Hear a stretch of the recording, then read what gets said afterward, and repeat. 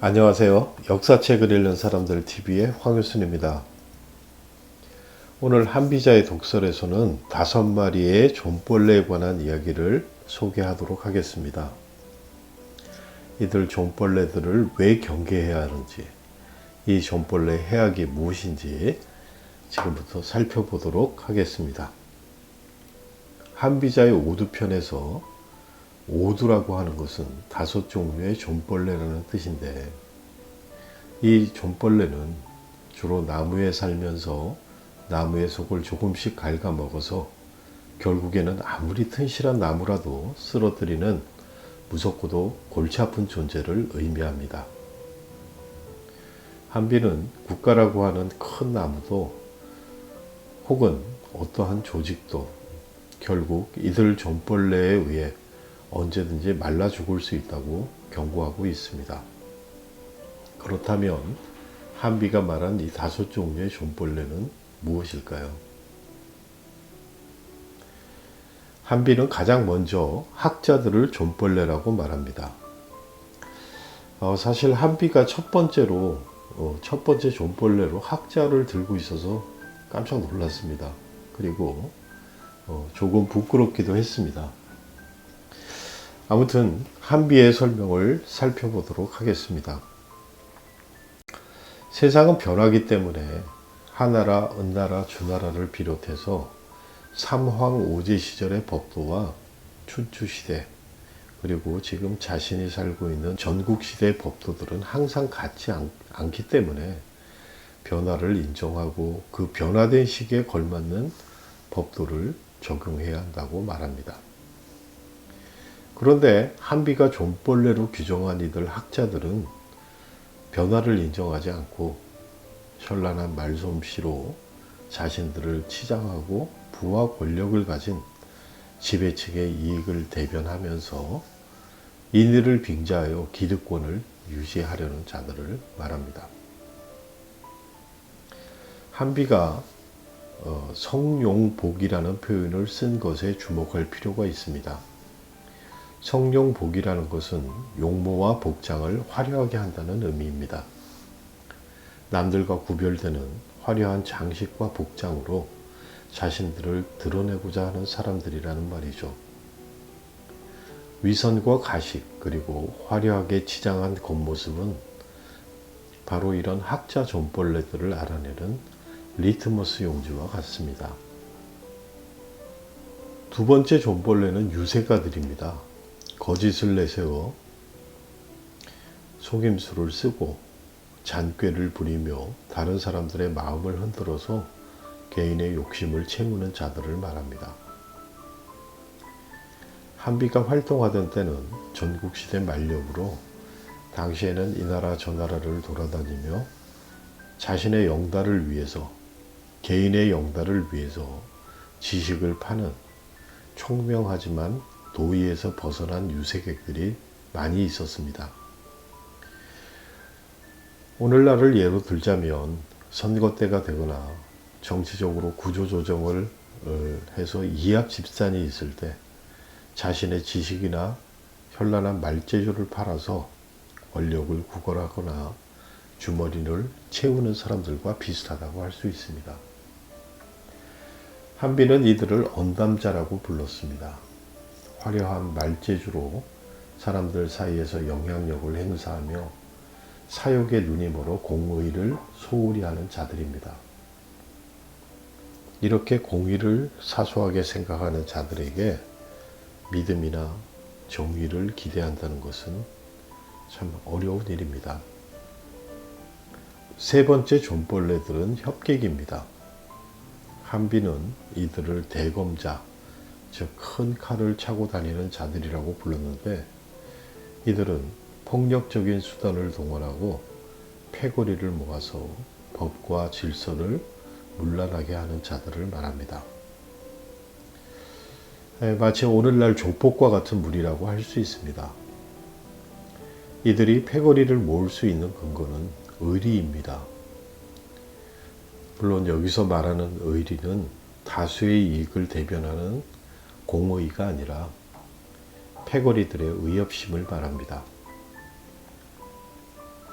이들은 언제나 자신들의 불법과 무도함에 대한 안전장치로서 든든한 권력과 재력을 소유한 자들과 결탁합니다. 그래서 그들을 위해 봉사하고 사욕을 내세워 그들을 위해 굳은 일을 마다하지 않죠. 우리나라에서는 한때 이런 조직폭력배들을 위화한 영화들이 유행한 적이 있습니다. 대부분 현실성이 떨어지는 그저 오락용 작품들이지만 너무 인기가 있어서 시리즈로 제작되기도 했습니다. 그러나 이러한 현상이 조심스러운 것은 자칫 이러한 조직폭력배들의 모습이 인간적으로 느껴질 수 있다는 위험 때문입니다. 영화를 보다 보면 나도 모르게 조폭들이 친숙해 보이고 연민이 생기고 또 그들이 내세우는 의리가 정당해 보이거나 멋져 보이기까지 했습니다. 이렇게 조폭들이 미화되는 것은 우리나라의 사회 어느 구석을 둘러보아도 참다운 의리를 찾아볼 수 없기 때문에 그나마 저급한 패거리들에게서나마 의리를 찾으려 하는 현상이 아닌가 생각을 해봅니다. 주목이 되었건 어떤 패거리가 되었던 물리력으로 불법을 자행하는 그리고 영향력을 행사하는 이러한 폭력 패거리들은 예나 지금이나 나라를 병들게 하는 존벌레들입니다. 한비가 말하는 네 번째 존벌레는 권력의 측근으로 뇌물이나 청탁을 일삼는 무리들입니다. 이들은 권력자 주변에 언제나 소성이면서 그들에게 친밀감을 보이며 뇌물로 환심을 사거나 자신들이 원하는 것을 얻는 그런 기생충과 같은 사람들입니다. 한비의 설명에 의하면 이들은 심지어 전쟁의 공까지 도적질했다고 말합니다. 목숨을 걸고 나라를 위해 헌신한 사람들의 공을 인간관계를 동원해서 가로채는 아주 파렴치한 무리들입니다. 대체로 주변의 말을 잘 듣지 않는 독재적인 성격을 가진 지도자들 옆에 이런 존벌레들이 언제나 득실된다고 합니다. 한비는 이들을 환어자라고 했는데 여기서 환은 관과 같은 의미로 친밀하다는 뜻입니다. 마지막 다섯 번째 존벌레는 상공업자들입니다. 이들에 대해서는 시대적 배경을 조금 설명할 필요가 있습니다. 한비가 살던 시기에는 부국강병을 위해서 장정들은 모두 전시에는 군사로, 평시에는 군량과 국가재정을 보충하기 위해 대부분 농업에 종사했습니다. 농부들처럼 신성한 자신의 노동력을 통해 자신으로부터 생산물을 만들어내는 자들과 이렇게 해서 만들어진 생산물을 단지 말과 눈속임으로 이익을 챙기는 상인들, 그리고 권력자들을 위해 호사스러운 사치품들을 만들어내는 장인들과 대비해서 말한 것입니다. 조금 더 확대해서 해석을 하자면 신성한 노동, 정당한 땀과 수고에 의한 생산물을 쉽게 탈취하는 무리라는 의미가 담겨 있습니다. 그래서 오늘날로 말하면 상공업자라기보다 타인의 노동의 가치와 수고를 자본이나 힘으로 농단하는 무리들을 말합니다. 한비가 오두편에서 소개한 이 다섯 가지 존벌레들의 특징은 그 자체만으로 존재가 눈에 잘 띄지 않는다는 데 있습니다. 이 존벌레들은 조직이나 제도 속에 권세 있는 자들이나 먹을 것이 풍부한 곳에 있는 듯 없는 듯 숨어서 조금씩 자신의 배를 채우는 그런 존재들입니다. 그리고 이들이 위험한 것은 자신이 속한 조직과 사회를 한순간에 붕괴시킨다는 겁니다. 오늘 우리는 이 다섯 가지 존벌레를 곰곰이 생각해 볼 필요가 있습니다. 이런 글을 읽을 때마다 늘 생각하는 것인데, 이런 교훈의 글을 특정 집단이나 다른 사람들을 쳐다보며 그들을 존벌레로 섣불리 규정하는 것은 고전에서 지혜를 얻는 좋은 자세는 아닙니다.